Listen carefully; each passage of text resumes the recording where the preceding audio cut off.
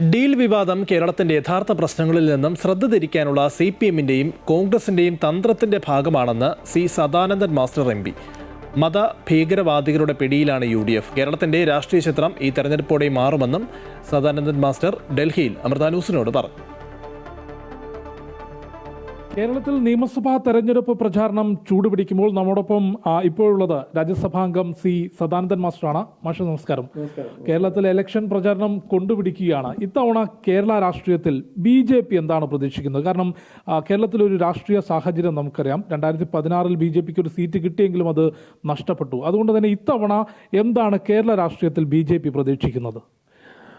ഇതിൽ 3 കാര്യങ്ങളാണ്. ഒന്ന്, BJPക്ക് കേരളത്തിൽ ലഭിക്കാവുന്ന വോട്ട് വിഹിതം അത് വളരെ കാര്യമായ തോതിൽ വർദ്ധിപ്പിക്കുക എന്നുള്ള ഒരു സംഗതി.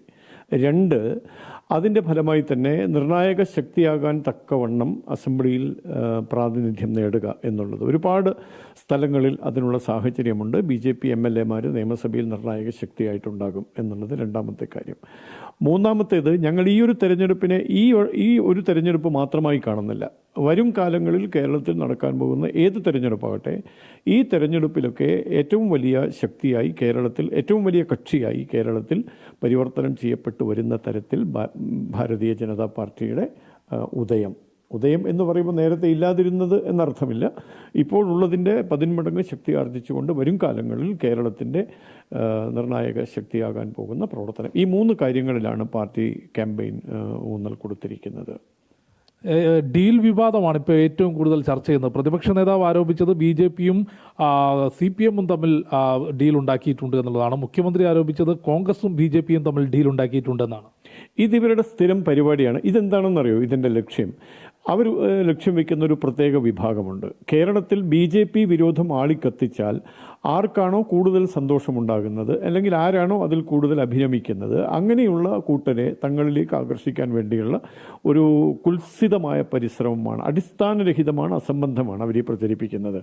വാസ്തവത്തിൽ ഡീലുള്ളത് ഇവർ തമ്മിലാണ്. അപ്പം അവർ തന്നെ പ്രഖ്യാപിച്ചിട്ടുണ്ടല്ലോ, മഞ്ചേശ്വരത്ത് സുരേന്ദ്രൻ ജയിക്കാതിരിക്കാൻ വേണ്ടി ഞങ്ങൾ പരസ്പര സഹകരിച്ചു. നേമത്ത് രാജേട്ടൻ ജയിച്ചു, പിന്നീട് കുമ്മനം രാജേട്ടൻ മത്സരിക്കുന്ന സമയത്ത് ആ അക്കൗണ്ട് പൂട്ടിക്കുമെന്ന് നേരത്തെ പ്രഖ്യാപിച്ചു. പൂട്ടിക്കാൻ വേണ്ടി MP ആയിരിക്കെ അവിടെ വന്ന് മത്സരിച്ചു KM മുരളീധരൻ. ദയനീയമായി 3-ാം സ്ഥാനം കൊണ്ട് അദ്ദേഹം തൃപ്തിപ്പെട്ടു. സ്വയം ആത്മഹത്യ ചെയ്തുകൊണ്ട് BJPയുടെ പരാജയം ഉറപ്പുവരുത്തി. അപ്പോൾ ഇതൊക്കെ ഡീലിൻ്റെ ഭാഗമാണ്. ആ ഡീൽ ഈ വരുന്ന തെരഞ്ഞെടുപ്പിലും സമർത്ഥമായി പലയിടങ്ങളിലും നടപ്പാക്കാനുള്ള പരിശ്രമം അവർ നടത്തുന്നുണ്ട്. ആ പരിശ്രമത്തെ മൂടി വെക്കാൻ വേണ്ടിയും ചില കൂട്ടരെ തങ്ങളിലേക്ക് ആകർഷിക്കാൻ വേണ്ടിയുമാണ് ഈ അബദ്ധജടിലമായ പ്രസ്താവനകൾ ഇറക്കിക്കൊണ്ടേയിരിക്കുന്നത്. എനിക്ക് പറയാനുള്ളത്, മാധ്യമങ്ങൾ അതിൻ്റെ പുറകെ പോകരുത് എന്നാണ്. കേരളത്തിൻ്റെ യഥാർത്ഥ വിഷയം ചർച്ച ചെയ്യപ്പെടാൻ 2 കൂട്ടരും ആഗ്രഹിക്കുന്നില്ല. അതുകൊണ്ടാണ്. അതിൽ നിന്ന് തന്നെ തുടങ്ങും. ഈ പ്രത്യേക വിഭാഗത്തെ കൂടെ നിർത്താൻ എന്ന് പറയുമ്പോൾ എത്രത്തോളം BJPക്ക് ന്യൂനപക്ഷ വിഭാഗത്തെ കൂടെ നിർത്താൻ സാധിക്കുമെന്നാണ് ആത്മവിശ്വാസം, പ്രത്യേകിച്ച് ക്രൈസ്തവ വിഭാഗത്തെയെല്ലാം?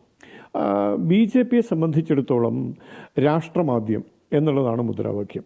പിന്നീടാണ് പാർട്ടി, പിന്നീടാണ് മറ്റു കാര്യങ്ങളൊക്കെ. അപ്പോൾ മതപ്രീണനം എന്നുള്ളത് കേരളത്തെ ദശാബ്ദങ്ങളായി ഗ്രസിച്ച ഒരു ദുരന്തമാണ്. നിരന്തരമായി ന്യൂനപക്ഷ വിഭാഗങ്ങളെ പ്രീണിപ്പിച്ച് തങ്ങളോടൊപ്പം ചേർത്ത് നിർത്തുക എന്നുള്ളത് ഒരു പരിധിവരെ അന്തരീക്ഷത്തിന് മാറ്റം വരുത്താൻ ഭാരതീയ ജനതാ പാർട്ടിയുടെ പ്രവർത്തനത്തിന് സാധിച്ചിട്ടുണ്ട്. എന്തെങ്കിലുമൊക്കെ കാണിച്ച് തങ്ങളുടെ പുറകെ നടത്തുന്ന ചില, ഉദാഹരണത്തിന് ക്രിസ്ത്യൻ മതവിഭാഗത്തിൽപ്പെട്ട സഹോദരങ്ങൾ, അവർക്ക് കാര്യം ബോധ്യമാവുന്നുണ്ട്. അവർ വലിയ തോതിൽ BJPയെ സ്വീകരിക്കാൻ സന്നദ്ധമാകുന്നുണ്ട്. ഇസ്ലാമിക വിഭാഗത്തിൽപ്പെട്ട ന്യൂനപക്ഷ വിഭാഗത്തിൽപ്പെട്ട സഹോദരങ്ങളും ഏതാണ്ട് അവരെ പറ്റിക്കുകയാണ് ഈ 2 കൂട്ടരും എന്നുള്ള ബോധ്യപ്പെട്ട് BJPയോട് അടുക്കാൻ അവരും സന്നദ്ധത പ്രകടിപ്പിക്കുന്നുണ്ട്.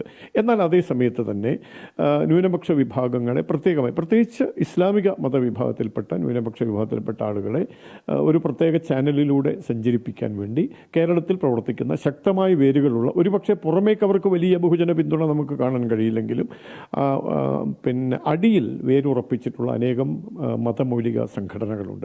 ആ സംഘടനകളുടെയൊക്കെ പിടിയിലാണ് ഇപ്പോൾ UDF എന്ന് പറയുന്നത്. പ്രത്യക്ഷമായും ജമാഅത്തെ ഇസ്ലാമിയുടെ, അതുപോലെ ഒരു കണക്കിന് ആലോചിച്ചാൽ PFI ഉൾപ്പെടെയുള്ള സംഘടനകളുടെ, മറ്റ് മതവിഭാഗങ്ങളുടെയൊക്കെ കടുത്ത നിയന്ത്രണത്തിലാണ് UDF സംവിധാനം. LDF ആകട്ടെ അതിനെ മറികടക്കാൻ എന്തൊക്കെ ചെയ്യാൻ സാധിക്കുമോ എന്നൊരു മത്സരത്തിൽ അവരും ഏർപ്പെടുകയാണ്. അപ്പോൾ കേരളത്തിലെ ന്യൂനപക്ഷ വിഭാഗങ്ങളുടെ സംഘടിതമായ വോട്ട് കരസ്ഥമാക്കാനുള്ള നിഗൂഢമായ പദ്ധതി ഉരുത്തിരിയുന്നുണ്ട്, അതവർ നടപ്പിലാക്കുന്നുമുണ്ട്. അപ്പോൾ ആ ഒരു ഘട്ടത്തിൽ ഭാരതീയ ജനതാ പാർട്ടി ജനങ്ങളുടെ മുമ്പാകെ ഭാവാത്മക മതേതരത്വത്തെക്കുറിച്ചും നിർമ്മാണാത്മക കേരളീയ സമൂഹത്തെക്കുറിച്ചും ഒക്കെയാണ് സംവദിക്കുന്നത്. മാഷിപ്പോൾ ഡൽഹി കേന്ദ്രീകരിച്ചാണ് പ്രവർത്തിക്കുന്നത്. കേന്ദ്ര നേതൃത്വം, BJPയുടെ കേന്ദ്ര നേതൃത്വം എങ്ങനെയാണ് ഇപ്പോൾ കേരളത്തിലെ പ്രവർത്തനങ്ങളെ നോക്കിക്കാണുന്നത്? ഏതെങ്കിലും തരത്തിലുള്ള ഒരു അതിർത്തി, കാരണം മറ്റു പല സംസ്ഥാനങ്ങളിലും വളരെ വേഗത്തിൽ BJP മുന്നിലേക്ക് എത്തുമ്പോൾ കേരളത്തിലൊരു റിസൾട്ട് ഉണ്ടാക്കാൻ സാധിക്കുന്നില്ല എന്നൊരു അതൃപ്തി കേന്ദ്ര നേതൃത്വത്തിനുണ്ടോ? അതില്ല.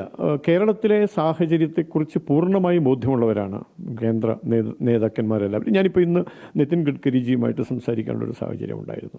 അദ്ദേഹം പോലും എത്രമാത്രം താല്പര്യത്തോടെ കേരളത്തിലെ വിഷയങ്ങൾ കാണുന്നു എന്നുള്ളത്, അദ്ദേഹം തെരഞ്ഞെടുപ്പ് അവിടെ വരുന്നുണ്ട് കേരളത്തിൽ.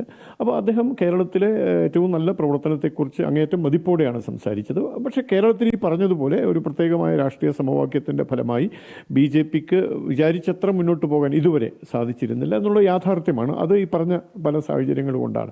അതൊക്കെ കേന്ദ്ര നേതൃത്വത്തിന് പൂർണ്ണ ബോധ്യമുണ്ട്. ആ സാഹചര്യത്തെ മറികടന്നുകൊണ്ട് വലിയ വിജയം നേടാൻ ആവശ്യമായ എല്ലാ പിന്തുണയും കേന്ദ്രത്തിൽ നിന്ന് ലഭിച്ചുകൊണ്ടിരിക്കുന്നുണ്ട്. കേന്ദ്ര നേതാക്കൾ ഇപ്പോൾ ഒരുപാട് പേര് കേരളത്തിലുണ്ട്. ഇനിയും അടുത്ത നാളുകളിൽ കൂടുതൽ ആളുകൾ കേരളത്തിലേക്ക് വരാൻ പോകുന്നു. മോദിജിയുടെ പരിപാടി നടക്കാൻ പോകുന്നു, അമിത്ഷാജി വരാൻ പോകുന്നു. അപ്പോൾ ആ നിലയ്ക്ക് കേരളത്തിലെ പ്രവർത്തനത്തിന് പരിപൂർണമായ പിന്തുണ ദേശീയ നേതൃത്വത്തിൻ്റെതായിട്ടുണ്ട്. അവസാനമായ ഒരു ചോദ്യം, കേരളത്തിലൊരു തൂക്കുമന്ത്രിസഭ BJP പ്രതീക്ഷിക്കുന്നുണ്ടോ? തൂക്കുമന്ത്രിസഭയല്ല, ഞങ്ങൾ തന്നെ ഭരണത്തിൽ വരണം എന്ന നിലയ്ക്കിലാണ് ഞങ്ങൾ പ്രവർത്തനം നടത്തിക്കൊണ്ടിരിക്കുന്നത്. ആ ലക്ഷ്യത്തിലേക്ക് ഞങ്ങൾ എത്തും എന്ന് തന്നെയാണ് വിശ്വാസം.